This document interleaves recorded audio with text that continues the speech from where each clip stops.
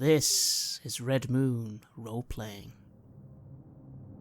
Masks of Nyarlathotep. Where last we left our investigators, they had navigated a field of pit traps spread across the Australian outback, the former hives, nests, and food snares for whatever dire creature was leaving 6-foot-long paw prints in the sand. They were able to evade all of them, bypass them, reaching the outskirts of Carver's camp, which only, as far as they can see, has a solitary guard. They seem to have stumbled or wisely found themselves at a wide cave entrance at the outskirts of the camp. So far, in fact, 4 miles, in fact, from the centre of Carver's camp, or at least where Carver's people have dug a hole in the earth, that it seems unlikely Carver or his people, or Houston and his people, or Houston and his people have even found this cave entrance with its strange pillars surrounding.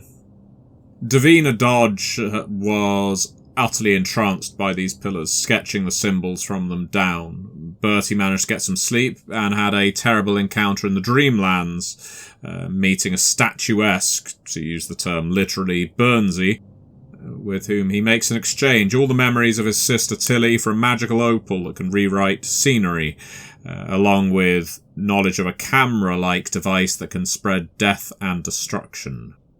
Our party of investigators awakened somewhat refreshed and shared the information they have so far. They resolved to enter the cave instead of taking the main entrance to Carver's dig site. Here's the important thing, gang. You know that Houston, Carver, or whoever it is that's behind this is doing something deep in the earth of the Australian outback. You know that he's been recruiting people for this, and you know that it is highly likely this is connected to that elusive Carlisle expedition. Don't forget, in McWhirr's slides, John Houston was pictured. A man who, as far as the rest of the world is concerned, is dead. You know that the dreamer that you encountered, a strange individual, and yet one of the strangely most friendly individuals that you've encountered in the outback so far, Grogan, was part of one of these mining operations before great creatures started swooping out of the sky and plucking people from the ground. It seems Carver, the individual who recruited Grogan, zombified the surviving miners and took them with him deeper into the desert. And now, our characters stand at the edge of a wide cave. It's a steeply sided hole, nearly 15 metres across. And standing at its entrance, you can feel air blowing outwards despite its stale antiquity. It raises the hackles of all of you. Clearly this cave must lead somewhere, for air to be venting through it. We will begin our session with one of you making a climb roll.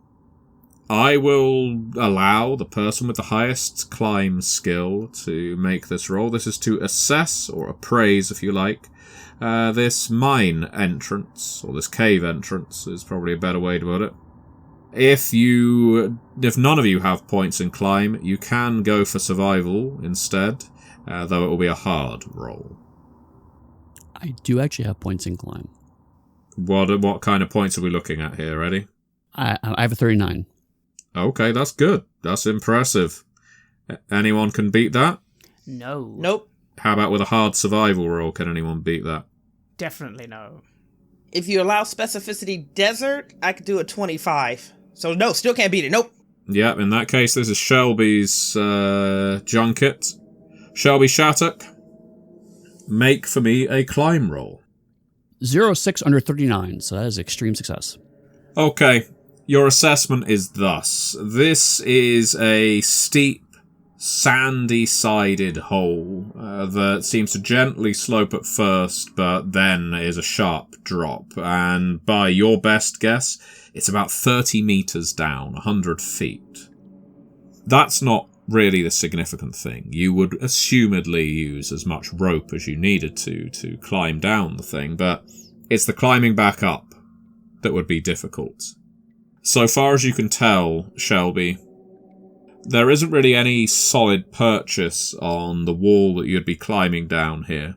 You would need to leave ropes dangling, maybe tied to the front of your truck or to the pillars outside the cave entrance, so that there's a way to climb back up. Because if you were left to do this barehanded, you would basically be climbing up loose dirt and sand for 100 feet, which, even with your impressive climbing ability, might be a bit much. I take a look at the hole, and for a moment, I'm not thinking about Australia. I'm remembering Peru when we were trying to climb out of a similar hole, and I was trying to carry Madeline up the rope when she had her leg broken. And so I space out for a moment and then force myself to collect my thoughts. If we try to climb down, we're going to struggle to come back up unless we leave the ropes tied up, so we should leave someone here to guard the ropes, make sure no one comes up behind us and cuts them down. Hey, I can do that. I'm a good watchman. I'm reliable. Says Mad Ginger Muldoon. I can watch a rope. I can make sure it don't go anywhere. If that's... I'm not sure. I can't remember now why you brought me along, but if I feel like this is my destiny to stand up the top of this cave mouth and watch your rope. I click my teeth a little and consider Ginger, and nod and say, yes, well remember, you're not just guarding the rope, you're also being unseen. If anybody who isn't us comes round here, you try your best to not draw their attention. Aye, well, I can hide well enough, pal. Not sure I can hide the truck. Well, I mean, if they're close enough to see the truck, then... Aye, exactly. You get my point now, don't you? Now, if one of you was to avail me of a firearm, maybe not only could I see off any aggressor, you'd also get a signal that there's someone coming. I look down at my own weapon, and Shelby's. I look over to Vic. I can't recall if he has any weaponry. Yeah, Vic has a revolver and a shotgun. He has never fired them in battle. Well, Vic, why don't you hand him, not the shotgun, keep that. The other gun you got, you can spare it. You want me to hand him my service pistol? Why not? We don't have a shotgun, so if you hand him the shotgun, it will be 3 service pistols, or whatever I've got here, and it's called diversifying your portfolio. He winces at your stockbroker talk and looks at Muldoon and says, you lose my gun, you'll lose your nose. He hands the gun over. You don't think he's about to play the game of, ooh, where's your nose, Muldoon? He also has a knife. And Muldoon takes the revolver with some reverence. It will not leave my side. I can tell you, I'm a dab shot with one of these. And he raises it to his eye and stares down the bead. Hey, I could shoot a kangaroo from at least 50 yards. Good. At this point, I start going over to the little satchel I'm going to bring with me in the truck, and just making sure to pack the 2 scepters. I pause for a moment in regards to some of the paperwork. And I kind of almost mutter to Shelby, we have a choice here, because anything that's in this vehicle obviously will stay in the vehicle if something bad happens, so I'm not sure how many of the important documents we bring with us or keep here. That's a good point. Because if we leave them here and someone comes upon the vehicle, they'll get a sense of what we're doing and we not want to tip our hand. But if we die down there, then we lose that information. Still, it might be better to die with us, at least, if it's the way it's going. I don't know. How about, says Davina, any of the paperwork, like my etchings and anything you've brought with you, those slides, for example, we find some rocks and bury them under there. So if anything happens to Muldoon seems to take that as a deep offence and snarls at her, or the truck, why is anyone going to look under a pile of stones? That's a good call. Yes, let's do that. Good thinking, Miss Dodge. I'm just, and she claps her hands together. I don't know, I only got about 2 hours sleep, but I'm raring to get down there and take a look at this discovery. And she looks at all of you in turn. I want to impress upon you, this is big. We might be the first people to go down here ever. Yes. It's very exciting. I can see everyone's excitement. And again, a clarification, despite everything that's happened. I grin and I scratch at my stubble that's rapidly starting to grow. I haven't had time at all to shave in the last 4, 5, 6, 7 days. This is still just a reconnaissance mission. We're not here to then take up camp for 4 months. We're not here to try and out these individuals unless we have to. I point at Shelby. We're here just to get what we want and then get the fuck out of here. Alive, if possible. And we're certainly not here to grab all the loot, if there even is any. Jackson speaks very quietly and says, yes, but if we find out the people responsible for what's happened to us so far in Australia, we deal with them. I nod absently. Sure, I'm just saying, if it turns out there's 50 people down there, we might need to come back, that's all. Jackson blinks at you. He's not shocked. He seems tired. Sure, we'll come back with a small army. And I kind of consider him for a moment, thinking at the back of my mind how much of a liability he now could be. But let's give him one more chance, because at the end of the day, I will try and look out for people. But if he chooses to rush into the maw of the beast on his own, I'm not gonna die for that, I think to myself. And go back to preparing the bag, especially those 2 scepters. We brought them out here for a reason. This is their time to either be worth something or not. Very well then. Once all of your kit is packed, you each have flashlights with you. There's no need to take burning torches unless you're worried that your batteries will run out. You begin your descent. I am not going to ask that you make climbing rolls. You aren't in any rush. If you've looped your ropes around something solid, so again, either the truck or the pillars, which, based on Shelby's advice, I assume you will. Yeah. Probably the truck, just in the off chance if we need to we can't climb up for some reason, like we're injured, then the truck can theoretically back up and pull us up. You slowly ease your way down into the cave. And as per your deduction, Shelby, it is around 30 meters, so it's quite the drop. Until finally, you find yourself making earthfall ground level in what can best be described as a cavernous tunnel.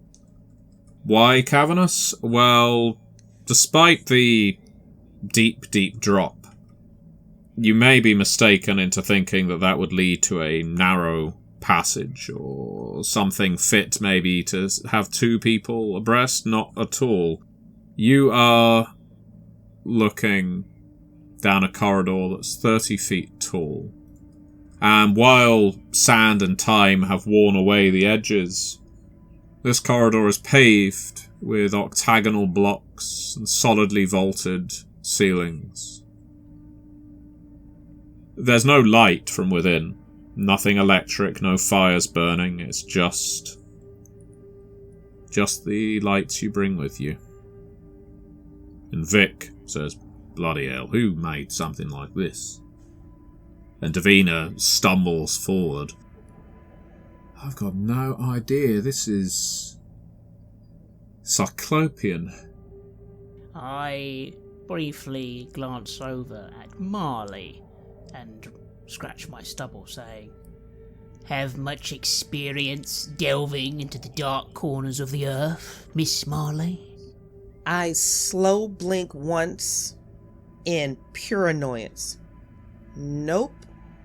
I shrug and say, catching the look, and say, "Cool, blimey, I'm not always trying to jostle you, miss. It was a genuine question." No, I understand. Even when you're putting forth genuine questions, you still annoy me. Ha! I chuckle under my breath and briefly fiddle with the new, strange stone I have in my pocket. Well, this ain't no London Underground, that's for sure. And I will, just out of curiosity, look over some of this carving. Do I get any sense of anything from it? Can I ask you to make an archaeology roll? I'll give you a choice. You can make a straight occult or hard archaeology. I'll take occult. I would like to also try occult. Yeah, I don't mind more than one person making a roll. Yeah, just remember everybody, if multiple characters make the same roll and one of you critically fails, that one of you is going to vehemently disbelieve what the others say, no matter the evidence to the contrary. Well, I roll a 32 under 50. I rolled 54 under 74. And I hit a 50 over 40 fail. Would you like to spend some luck? No, sir, I would not like to. Thank you, though. This is a sweet offer. Marley, then, I'll start with you and your failure. You've never seen anything like this before, undoubtedly, and you've never heard of anything like this before. You are probably the most learned when it comes to this sandbat cult. You've heard of their existence in the outback, spanning generations. And it's something that's passed to you as old wives' tales, as hauntings, as the kind of things, the sorts of people you do not wish to cross, the sorts of people who would snatch away the weakest from tribal communities. But occasionally their demands would become great, and the tributes they would demand would be the strongest instead. Their chaotic nature, their impulsive nature means they've always been very hard to pin down, but at the same time that means why most people consider them, well, boogeymen. They're not really actual threats. You know different. You've always suspected different. And as you look into this tunnel ahead of you, its architecture, you are certain that this connects to them. That all roads lead here. But you can't frame exactly how. For those of you who succeeded, I'll give you both different answers here. In your case, Bertie, and maybe it comes as a result of having that opal by you, or maybe the scepters, you can't tell, there is a magical stirring within you that tells you quite plainly these tunnels were not by humans built. You are an archaeologist by hobby, if not trade. And your comparison to the London Underground isn't a million miles off the mark. It has that same cavernous quality where once you step inside, everything is going to echo. Surfaces are going to blend into each other. This could very well become a labyrinth to everyone except those who constructed it. And what you can glean from your initial survey is whoever built this probably hasn't been around recently. Because these are ruins. These are ruins in the same way that an Egyptian pyramid is a ruin. It may have stood for thousands of years, but it hasn't been inhabited or occupied or used for thousands of years. Nevertheless, that magic stirring inside you tells you there is something down here.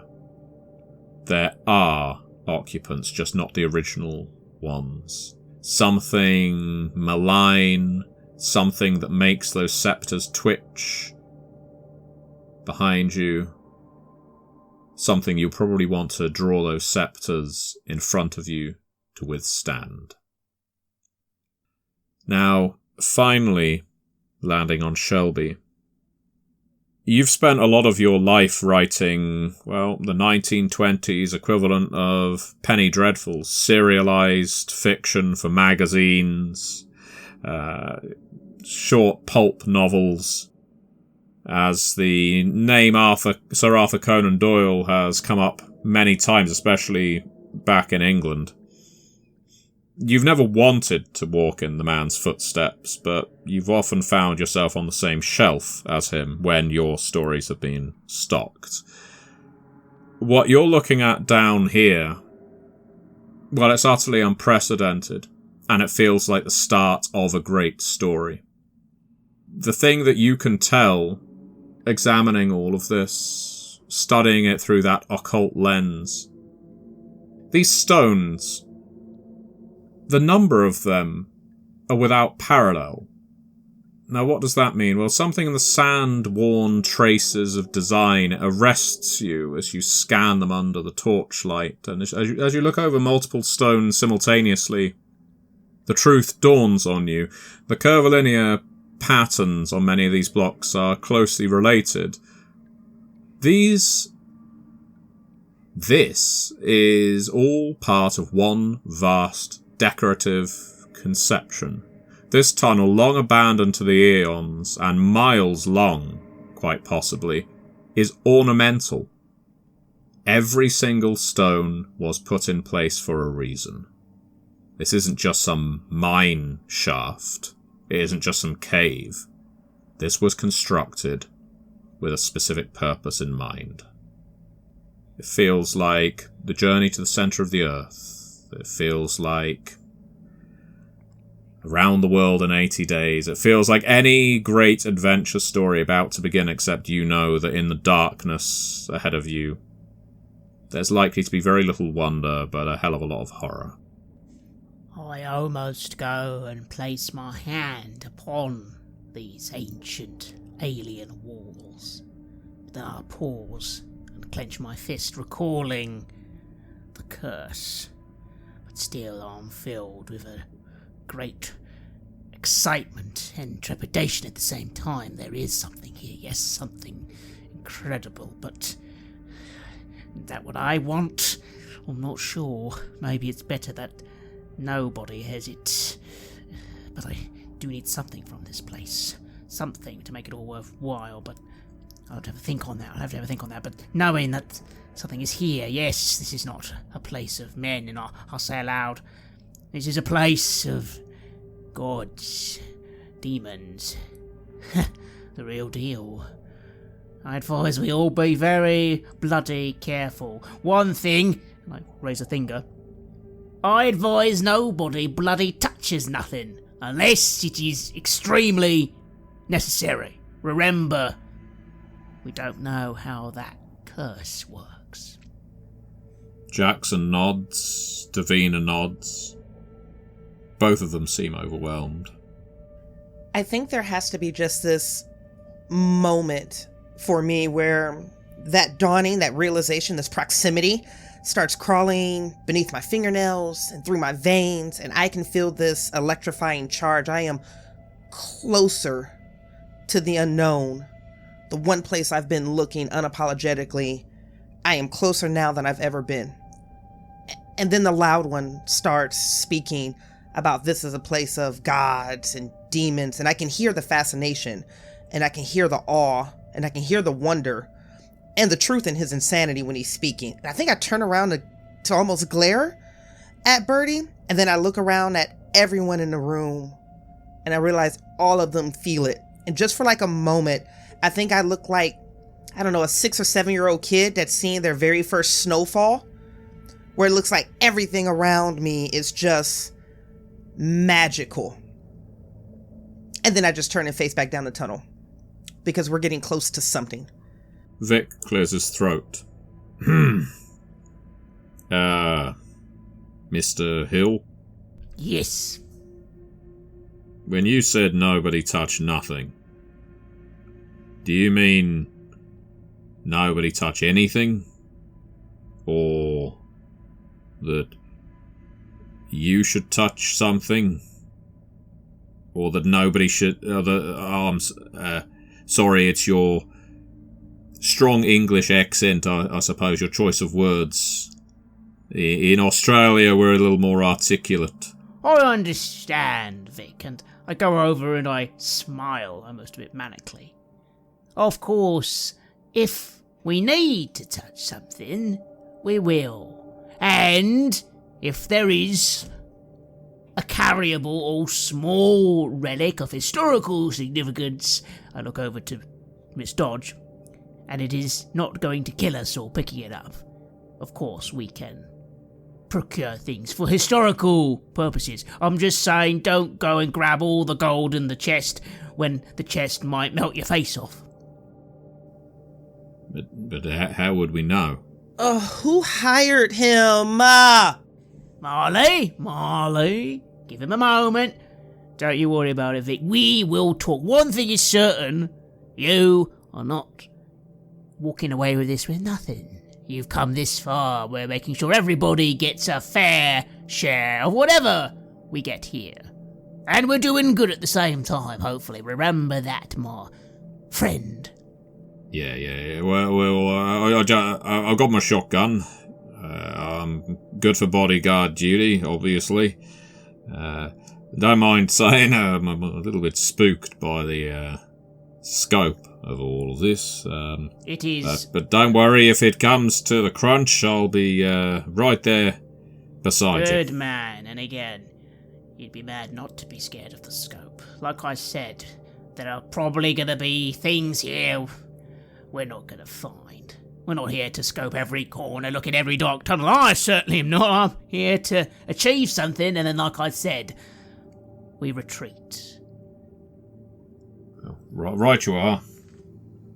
And I look to Shelby. Ain't that right? I'm not saying we don't do what we intend to do, but I'm saying once that's done, we don't all need to dive into the darkest, deepest depths where only death dwells. Alliteration there, eh? You're a writer, you appreciate that, right?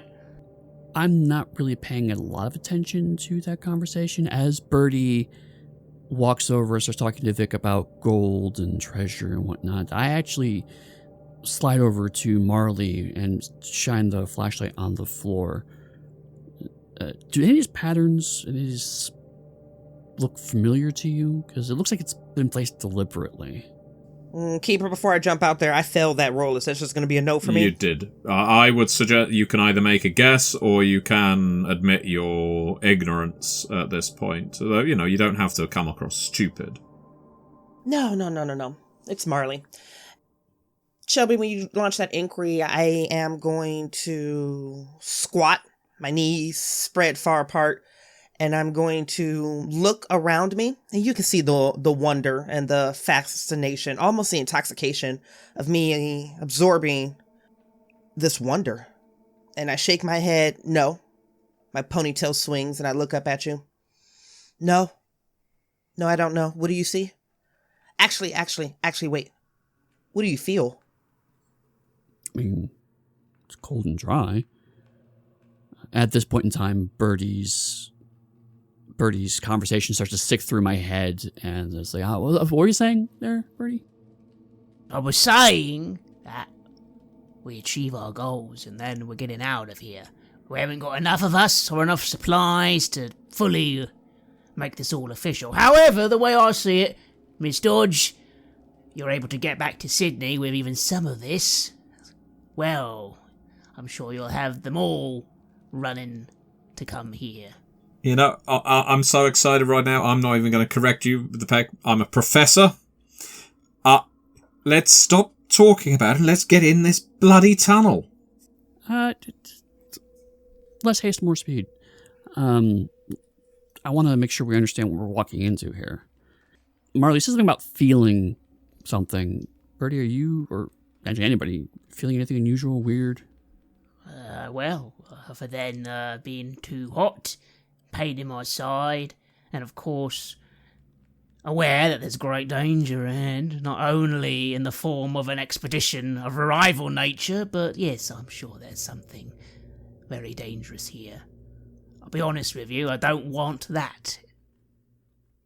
But we have some protection. Some! Let's try and only use it if you desperately need it, though, eh?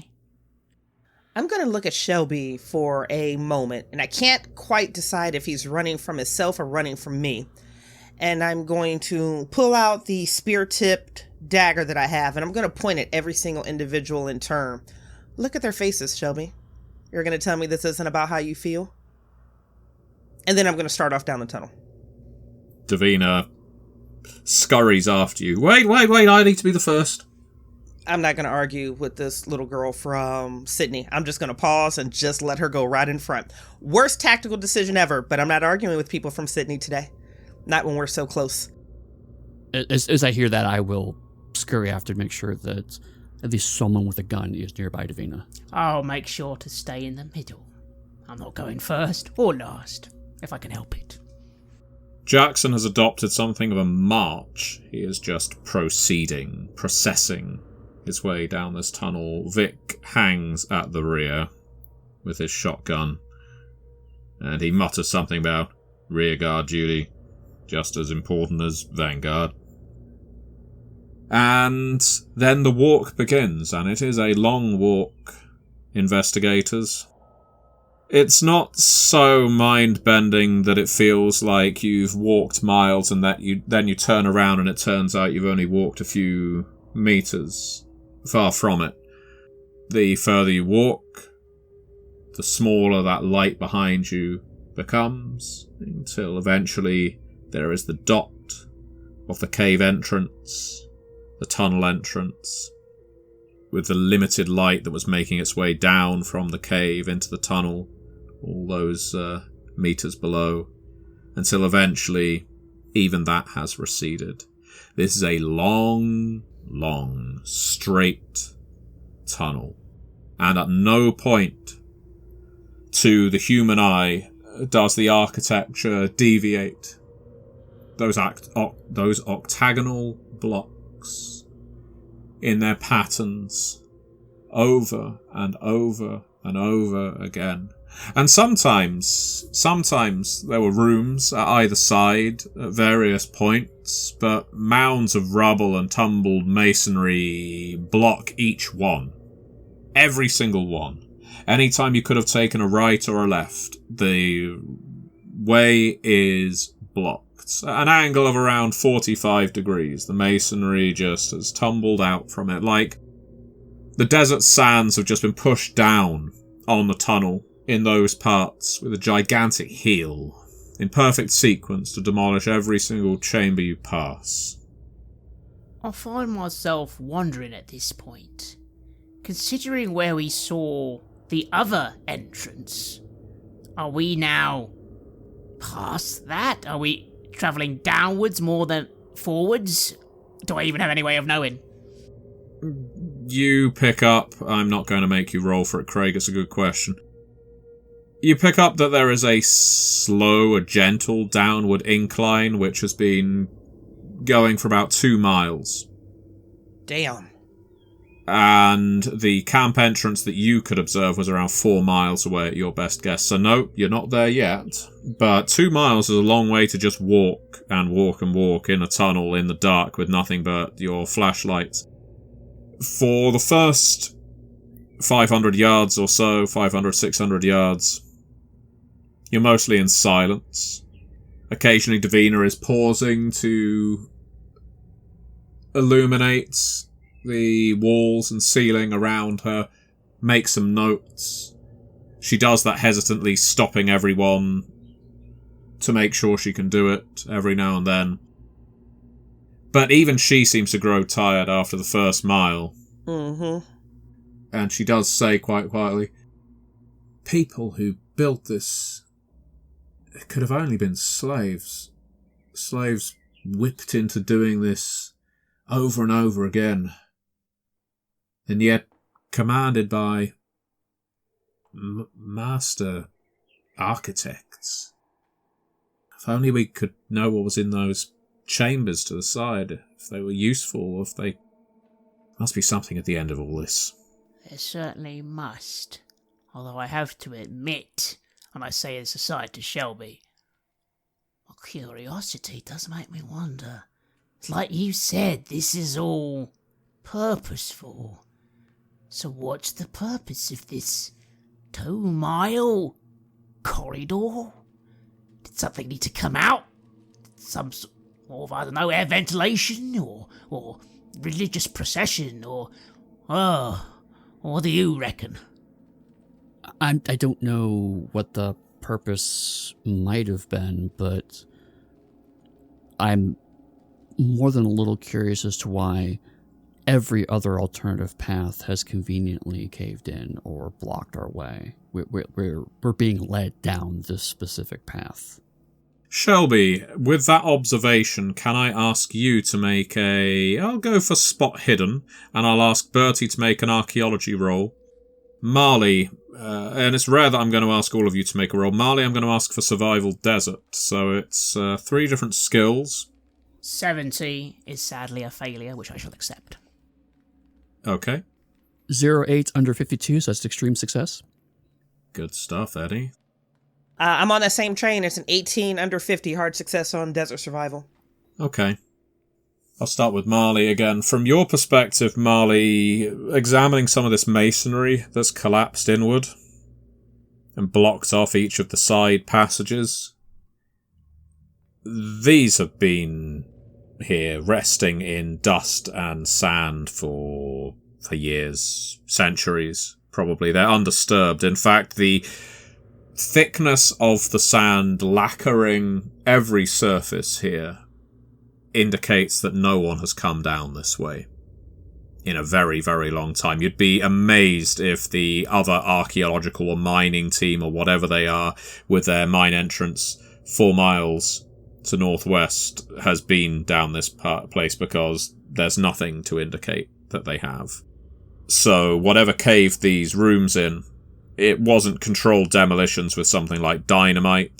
This is highly unlikely to be in the actions of the Carlisle expedition or Houston or Carver.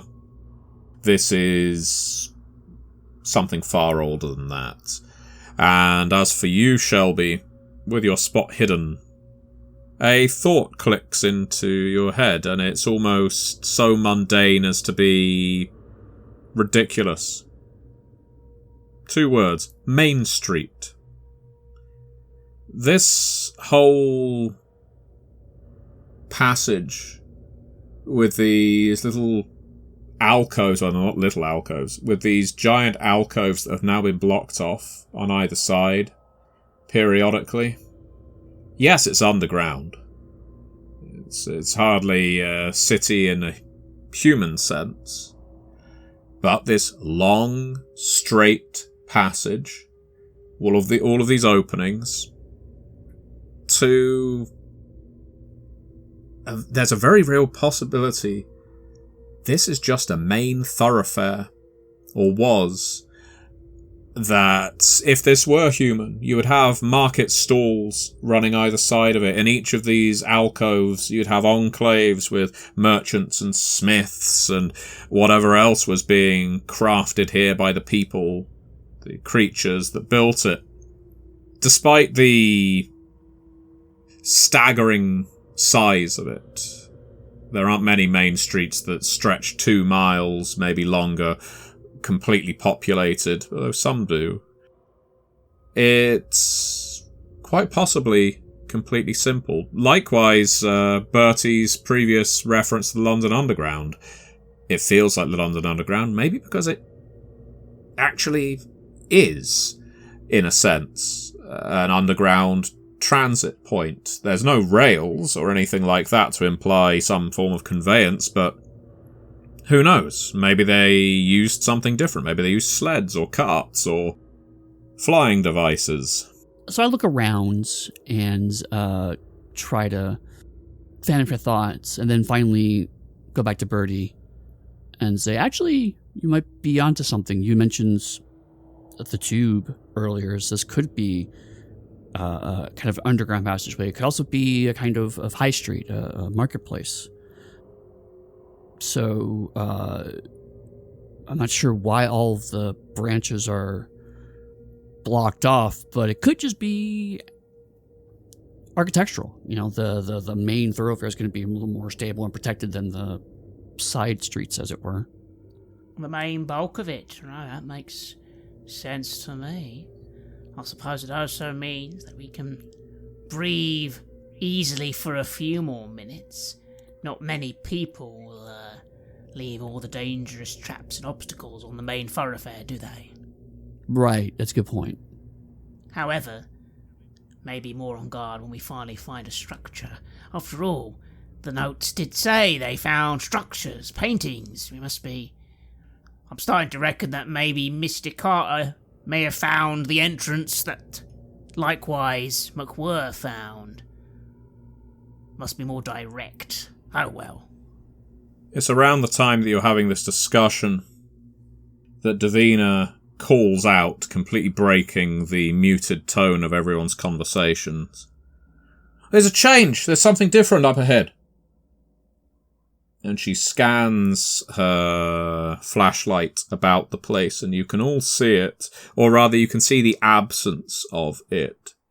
There is a deep shaft that separates you from the passage up ahead. In simple terms, it is a huge carved pit. There's no way around it, though broken ramps and collapsed corridors you can see from the masonry that's jutting out probably offered an alternate path once upon a time. But much like the rest of this place, perhaps age just degraded it. Maybe, as Shelby has astutely remarked, maybe it was just made of different material, a different architecture, perhaps. Regardless, there's a gap. The shaft is square, and it's pretty regular around its sides, plainly created for some kind of purpose. On your side of this chasm is a great, shallow box. It's affixed to the ground, approximately the size of the shaft's mouth. Davina, is examining it. I think... Look at it. Look at this. Marley? As you are the one who was showing an interest in the pillars before. Look. Hinges. She says, illuminating hinges along the side of the shaft. And strange latches. Why strange? Because they are enormous. They are curved. They're made of a metal that you can't easily identify. Along its far side.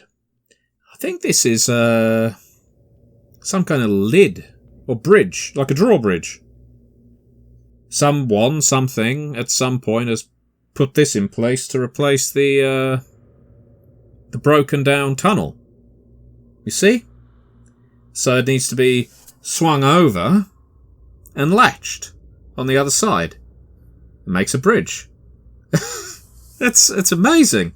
This is, I mean, obviously to us, and now she's entered professor mode, obviously to us it's, this kind of mechanism isn't anything spectacular. This is just, we got gears, hinges, latches, metal wrought into a bridge-like shape. But again, if we assume that this is ancient Aboriginal people who built all of this, or something, everything we've seen so far has told us that they are a pre-classical civilization from the architecture. But this looks like it's been invented by someone else completely. Some other people. Well, there are places in Persia, old cities, where you can basically walk down a street and watch the chronology pass. You can pass a temple that was built 3,000 years ago, and then you pass a mosque from 1,500 years ago, and so on and so on. So people living in the footprints of... Anyway, sorry, I'm getting far too worked up. This is... I need to make some notes. And she starts doing so. Though she is still open to Marley's congratulation of her analysis or questions, because she keeps looking up at you, Marley, almost inviting you to inquire. No, the good professor is denied. I'm not here to scratch bellies or pat heads. I step over to join them, and I simply say, "That's all fascinating. So how do we activate it? We obviously need to cross, don't we?" Jackson looks over it. There's no lever or switch, so far as I can tell. I think we're going to have to lift it. And, well, essentially lift it and push it over. It's going to make a hell of a racket. I kind of scratch my chin. I don't think we have much of a choice, unfortunately. I'd offer to jump, says Vic, his first word since entering, but that's at least 4 meters across. Even though I've got long legs, they ain't that long. So looking at the distance from landing to landing is going to bring my attention down into this pit, and I'm just going to shine my light gently over just to see what my visibility is for. Do I see a bottom? Do I see bats lining this tunnel? What do I see looking down? Ooh, good question. Make a spot hidden roll, please, Marley. This is a 44 over 40. Would you like to spend luck? Yeah, I'm going to lean over a little bit more and caution myself, but I am going to spend the 4 points to see if I can get a better view on this pit. Okay. You flash your light around the 4 meter by 4 meter square chasm. And yes, you do see the rustling, shifting of bats. There are creatures living down here. That is, in a way, some comfort, though for whatever reason they've never entered the tunnel you did, because there was 0 guano lacquering the floor.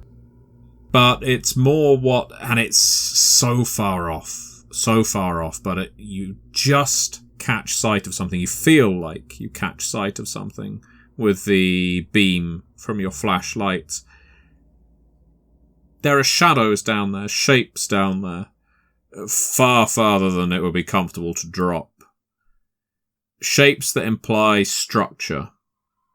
Something that implies... Well, they could be buildings, they could be boxes. There's enough angles to imply something has been built down there. But getting down there is a whole nother question. And if you push this... makeshift bridge, I say makeshift, it's quite a mechanical device.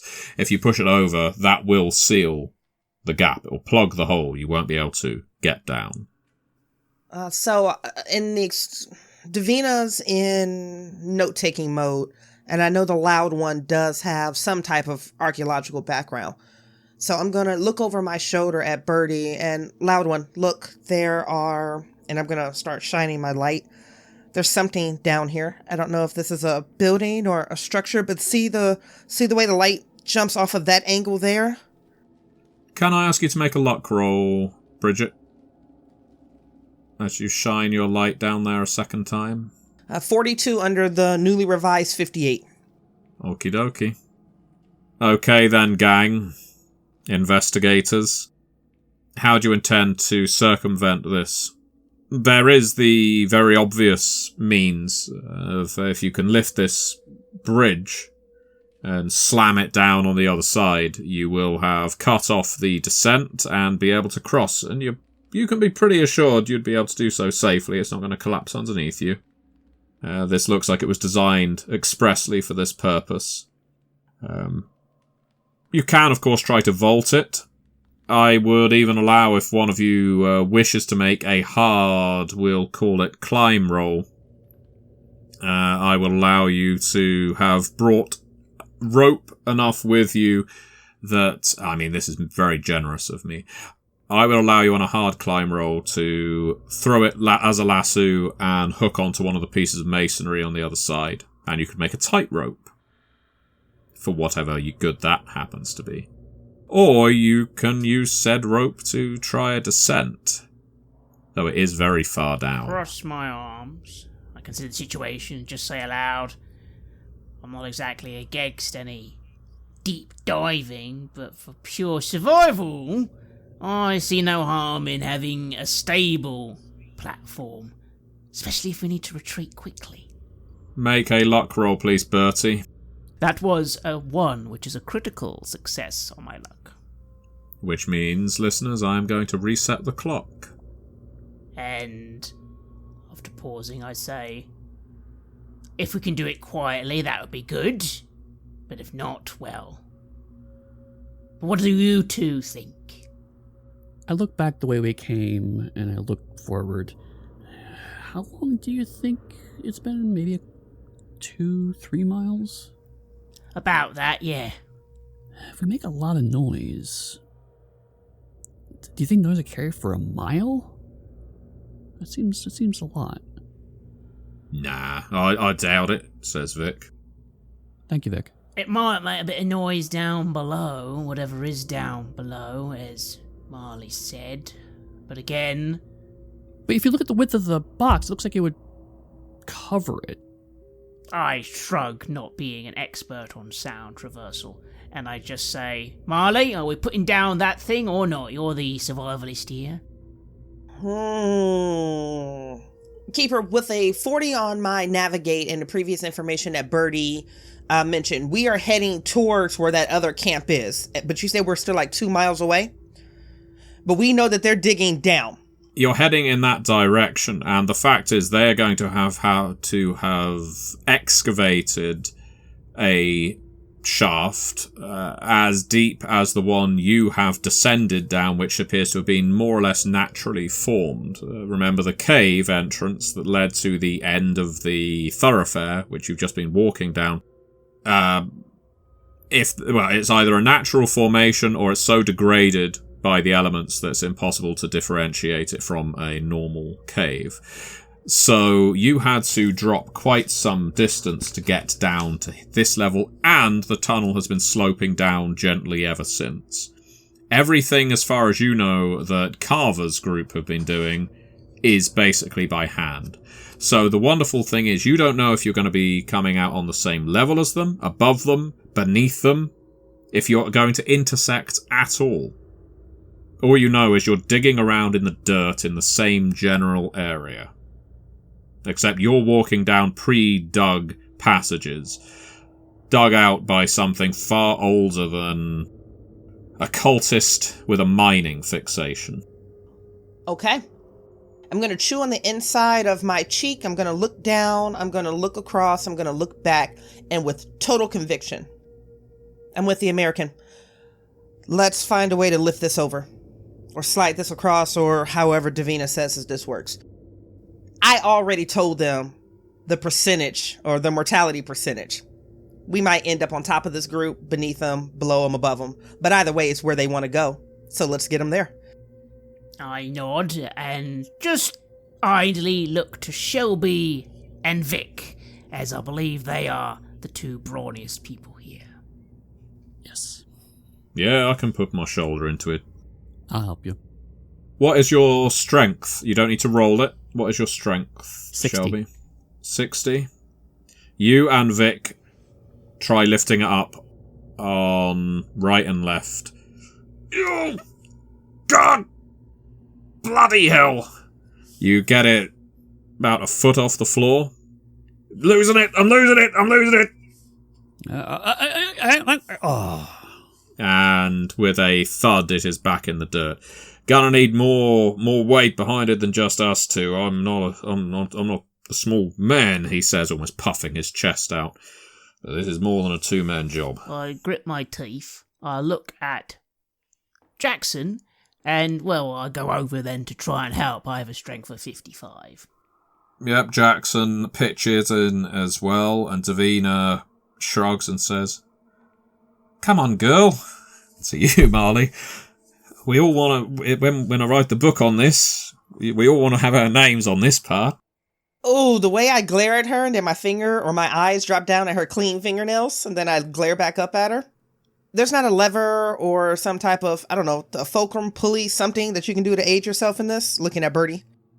I mean, I do know a good few folks who could help with this, but they might take a bit of time getting here, love.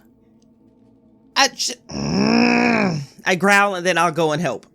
And I smile, actually finding myself more and more entertained when she gets angry. Once all of you are behind it, and it is still heavy. It is still heavy, even between the 6 of you, but you're able to lift it. Vic occasionally lets out some monstrous grunts. He sounds like a weightlifter in the gym right now.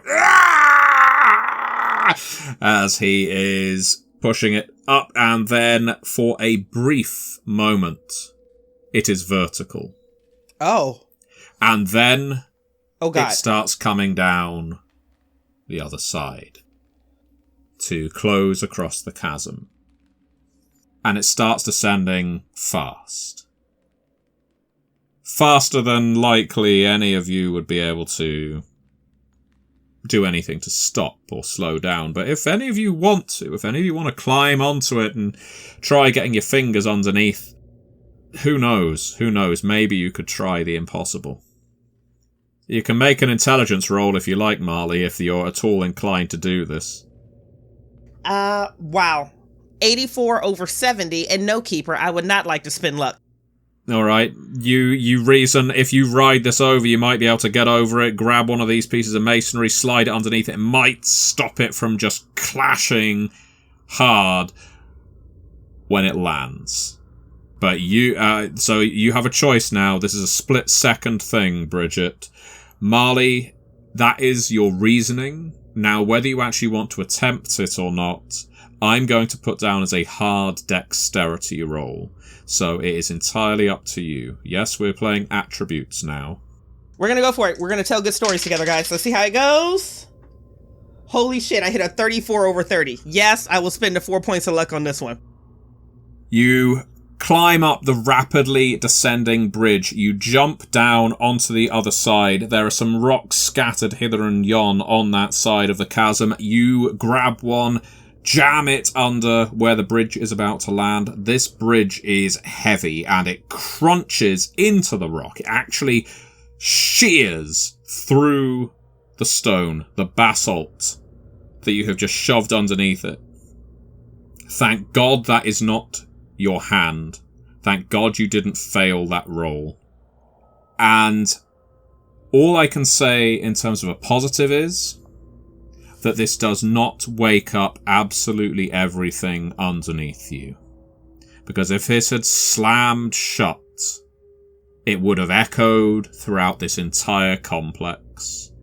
As it is more of a crunch, which is still loud, but subdued enough, Marley, that as you breathe out, and then in, and then out, somewhere in the distance, you don't need to make a listen roll for this, somewhere beneath you, through that tiny gap that now exists between the bridge and being flush with the surface against it, you can hear something piping and whistling and chittering. It's almost nursery rhyme-like. It's almost someone whistling a pleasant tune.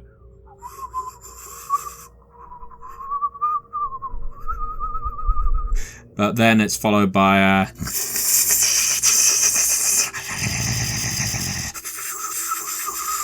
And it's not just one source of this strange sound. You can hear more joining that choir. And that is where we shall end this session.